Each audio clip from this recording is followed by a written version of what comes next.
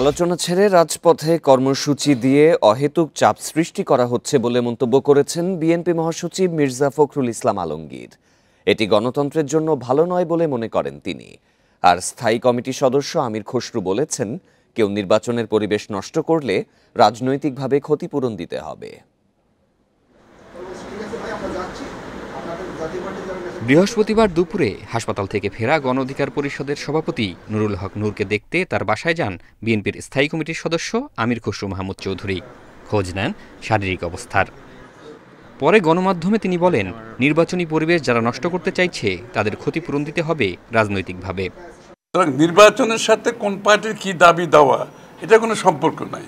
তাদের দাবি দেওয়া থাকতেই পারে, সেই দাবি দেওয়া নিয়ে তারা জনগণের কাছে যেতে হবে, জনগণের ম্যান্ডেট নিয়ে সংসদে আসবে, পাশ করতে পারবে। কেউ যদি অস্থিতিশীল করতে চায় তাদেরকে রাজনৈতিকভাবে এটার জন্য ক্ষতিপূরণ দিতে হবে। এদিকে শাহজালাল বিমানবন্দরে এক প্রশ্নের জবাবে মির্জা ফখরুল বলেন, পিআর পদ্ধতি কিংবা কোনো দল নিষিদ্ধ করার পক্ষে নয় বিএনপি।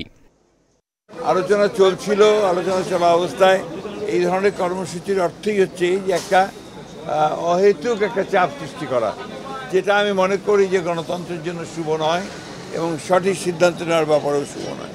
আমরা কিন্তু এখন পর্যন্ত কোনো ইস্যুতে এই আফটার দিস চেঞ্জ, এই পরিবর্তনের পরে কিন্তু আমরা কোনো ইস্যুতেই রাজপথে আসি। আমরা আলোচনার মাধ্যমেই সমস্ত কিছু সমাধান করতে চাচ্ছি। সিঙ্গাপুর থেকে স্ত্রীর চিকিৎসা শেষে বৃহস্পতিবার সন্ধ্যায় দেশে ফেরেন মির্জা ফখরুল ইসলাম আলমগীর। জাহিদুল ইসলাম, ইন্ডিপেন্ডেন্ট নিউজ, ঢাকা। দলের নেতাকর্মীদের নির্বাচনের প্রস্তুতি নেওয়ার নির্দেশ দিয়েছেন বিএনপির ভারপ্রাপ্ত চেয়ারম্যান তারেক রহমান। আগামী ফেব্রুয়ারিতে হতে যাওয়া জাতীয় নির্বাচনে সুষ্ঠু ভোটগ্রহণ ও জনগণের আস্থা অর্জনে নেতাকর্মীদের নির্দেশনা দিয়েছেন তিনি। ফেসবুক এক পোস্টে তারেক রহমান লিখেছেন, দলের সাংগঠনিক কাঠামো শক্তিশালী করতে ও জনসমর্থন বাড়াতে বিএনপি কাজে স্বচ্ছতা ও জবাবদিহিতা নিশ্চিত করতে উদ্যোগী হয়েছে।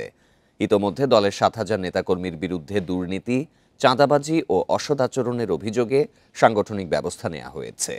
নেতাকর্মীদের উদ্দেশ্যে তারেক রহমান জানান, জনগণের সেবায় নিজেদের প্রতিশ্রুতিবদ্ধ রেখে তরুণদের আস্থা অর্জন এবং দলের বৈশ্বিক প্রতিযোগিতায় সক্ষমতা অর্জন করতে হবে। দলের নতুন নীতিমালা অনুযায়ী নারীদের অংশগ্রহণ সহ তরুণদের কর্মসংস্থান, শিক্ষা ও স্বাস্থ্য সেবা ইত্যাদি খাতে ৩১ দফা কর্মসূচি বাস্তবায়নের পরিকল্পনা রয়েছে। দলের লক্ষ্য একটি শৃঙ্খলাবদ্ধ আধুনিক বাংলাদেশ গঠন, যেখানে গণতন্ত্রের মান্যতা ও সবার অংশগ্রহণ থাকবে।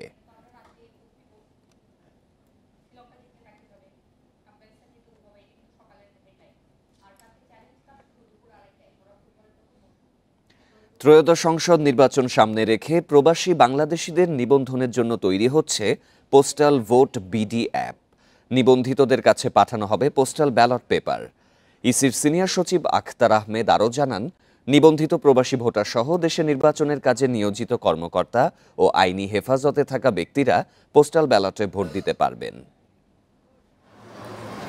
পোস্টাল ব্যালট সংসদীয় আসনের সীমানা, রাজনৈতিক দল ও দেশি বিদেশি পর্যবেক্ষক সংস্থার নিবন্ধনের অগ্রগতি নিয়ে বৃহস্পতিবার দুপুরে ব্রিফিং করেন ইসির সিনিয়র সচিব আখতার আহমেদ। তিনি জানান, অ্যাপে নিবন্ধনের মাধ্যমে ভোট দিতে পারবেন প্রবাসীরা। নির্বাচনের নির্ধারিত দিনের আগেই পোস্টাল ব্যালট চলে যাবে প্রবাসীদের কাছে, যার সমন্বয়ে থাকবেন সংশ্লিষ্ট রিটার্নিং অফিসার। তবে কোনো প্রবাসী নিবন্ধনের পর দেশে এসে ভোট দিতে পারবেন না। অ্যাপের নামটা হচ্ছে পোস্টাল ভোট বিডি। অ্যাপটা এখনো পর্যন্ত লঞ্চ হয়নি, যেহেতু শিডিউলটা এখনো ঘোষণা হয়নি, সেজন্য আমরা তারিখটা নির্ধারণ করিনি। নিবন্ধন করেছে, কিন্তু আমি এখন দেশে আছি, আমি এখানে ভোট দেব, সেটা হবে না। নির্বাচনের প্রস্তুতি দেখতে আগামী ২২ সেপ্টেম্বর কমিশনে আসবে ইউরোপীয় ইউনিয়নের প্রতিনিধি দল। সচিব জানান, নির্বাচনের সামগ্রীর মূল কেনাকাটা শেষ হচ্ছে চলতি মাসেই। সংসদীয় আসনের সীমানা পুনর্বিন্যাস নিয়ে ভাঙচুরের ঘটনা অনাকাঙ্ক্ষিত উল্লেখ করে এ বিষয়ে আদালতের উপর আস্থার কথা জানান তিনি। 14টা রিট হয়েছে বিভিন্ন জায়গা সম্পর্কে। এখন যেটা আদালতের এখতিয়ারাধীন বিষয়ে আমার মনে হয় যে কথা বলার এখতিয়ার, এটা সাবজুডিস হবে, আমার কথা বলার এখতিয়ার। আদালতে বিষয়টার প্রতি আমাদের যারা রিট করেছেন তারাও আদালতের প্রতি আস্থাশীল, আমরাও আদালতের প্রতি আস্থাশীল। নতুন দল ও পর্যবেক্ষক সংস্থার নিবন্ধন এবং অংশীজনদের সঙ্গে সংলাপের সময়সূচি আগামী সপ্তাহে কমিশনের সভায় চূড়ান্ত হবে বলেও জানান সচিব। আমরা আদালতের প্রতি শ্রদ্ধাশীল। সুলতানা জাহান মিতু, ইন্ডিপেন্ডেন্ট নিউজ, ঢাকা। ক্ষমতাচ্যুত আওয়ামী লীগ সরকারের পলাতক ভূমিমন্ত্রী সাইফুজ্জামান চৌধুরী ও তার স্ত্রী রুখমিলা জামানের বিরুদ্ধে ইন্টারপোলের মাধ্যমে রেড নোটিশ জারির জন্য চট্টগ্রামের আদালতে আবেদন করেছে দুদক। এ বিষয়ে শুনানি হবে আগামী রোববার। এদিকে সাইফুজ্জামানের অর্থ পাচারের সহযোগী আব্দুল আজিজ ও তার দেশের সম্পদ দেখাশোনার দায়িত্বপ্রাপ্ত আরামিড গ্রুপের এজিএম উৎপল পালকে গ্রেপ্তার করেছে দুদক। বুধবার রাতে চট্টগ্রাম নগরীর আগ্রাবাদ থেকে তাদেরকে গ্রেপ্তার করা হয়। দুদক জানায় তাদের কাছ থেকে জব্দ করা ল্যাপটপ ও মোবাইল ফোনে বিপুল পরিমাণে তথ্য পাওয়া গেছে। এ বিষয়ে ফরেনসিক পরীক্ষার জন্য আদালতের অনুমতি চাওয়া হয়েছে। গেল 24শে জুলাই দুদকের প্রধান কার্যালয়ের উপপরিচালক মোহাম্মদ মশিউর রহমান চট্টগ্রাম জেলা কার্যালয় 1-এ সাইফুজ্জামান চৌধুরী ও তার স্ত্রী এবং তাদের ব্যবসা প্রতিষ্ঠানের কর্মকর্তা কর্মচারী সহ 31 জনের বিরুদ্ধে মামলা করে।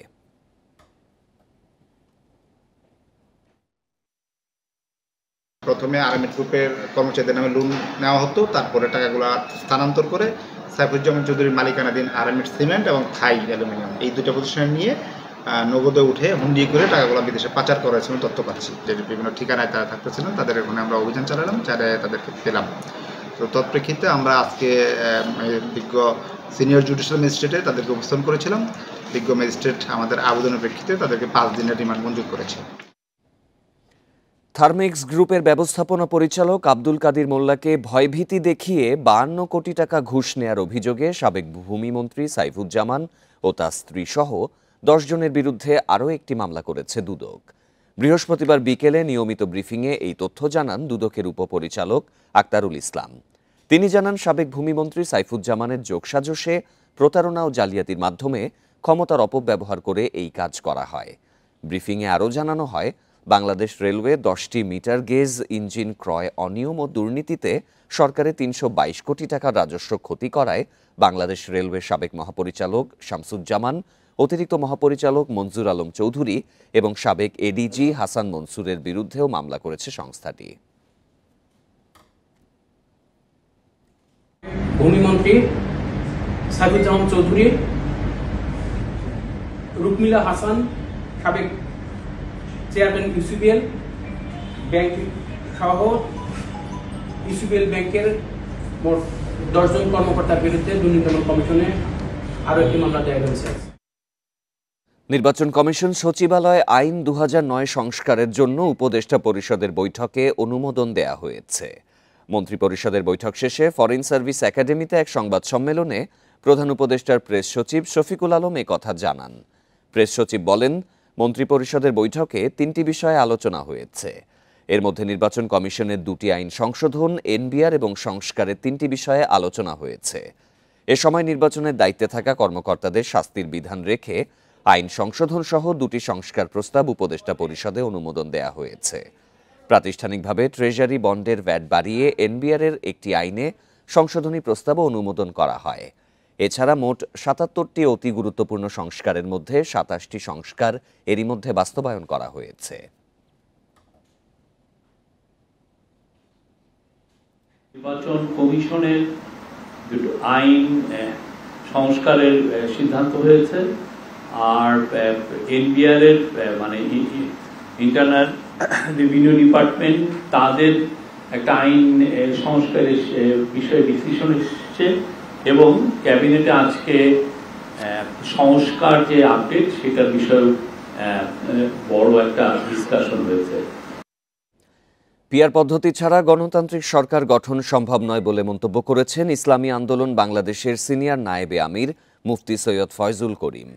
দুপুরে রাজধানীর বাইতুল মোকাররম মসজিদের সামনে ইসলামী আন্দোলনের বিক্ষোভ মিছিলে তিনি এই মন্তব্য করেন। বলেন, বিএনপি সিনিয়র নেতাদের মতে দেশের 90% মানুষ তাদের পক্ষে, তাহলে পিআর পদ্ধতি মেনে নিতে তাদের সমস্যা কোথায়?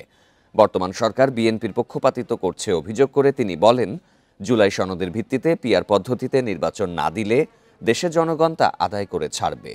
এছাড়াও জুলাই গণহত্যার দৃশ্যমান বিচারের পাশাপাশি জাতীয় পার্টিকে বিচারের আওতায় আনার দাবি জানান মুফতি সৈয়দ ফয়জুল করিম।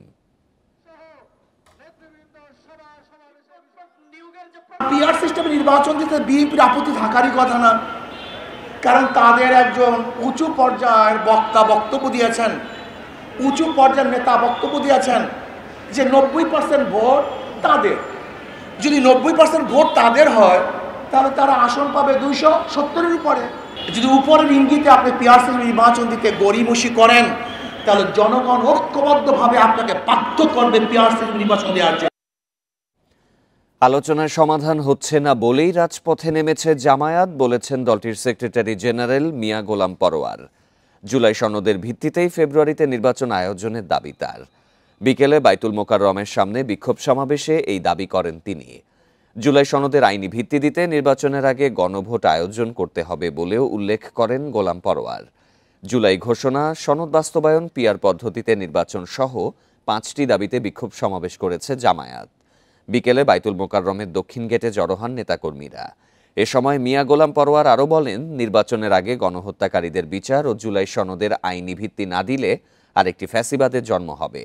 সমাবেশ শেষে জামায়াতের বিক্ষোভ মিছিল বাইতুল মোকাররম থেকে কাকরাইল মোড়ে গিয়ে শেষ হয়।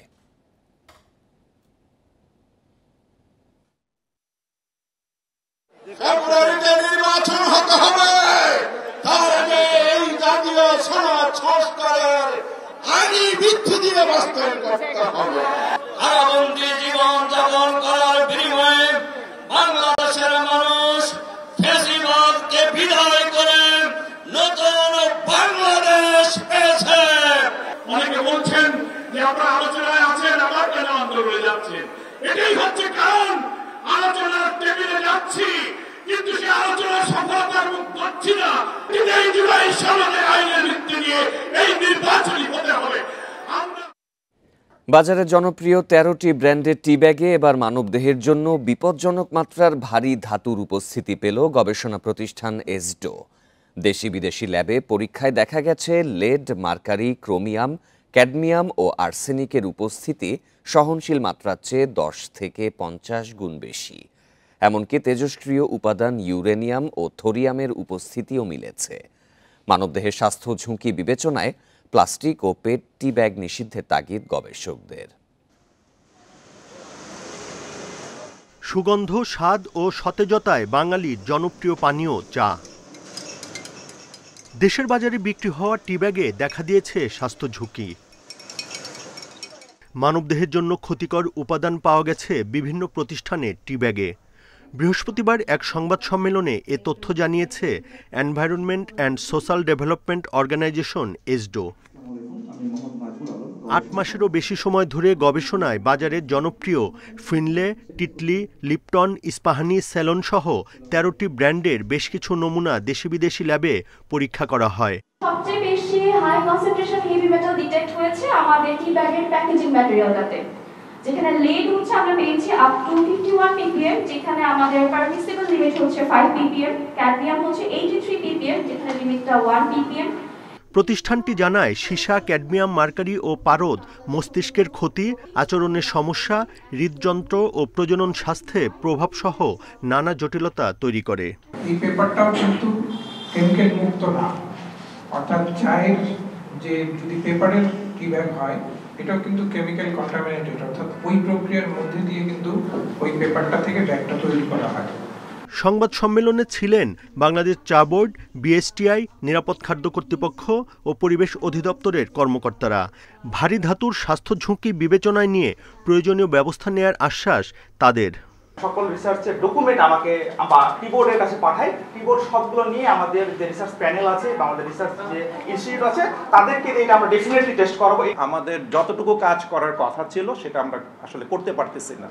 তো সেটার জন্য যেমন সমন্বয় দরকার, সব দিক মানে সবার পক্ষ থেকে চাপ বাড়ানো দরকার সত্যিকার অর্থে, বাট ডেভেলপ হচ্ছে।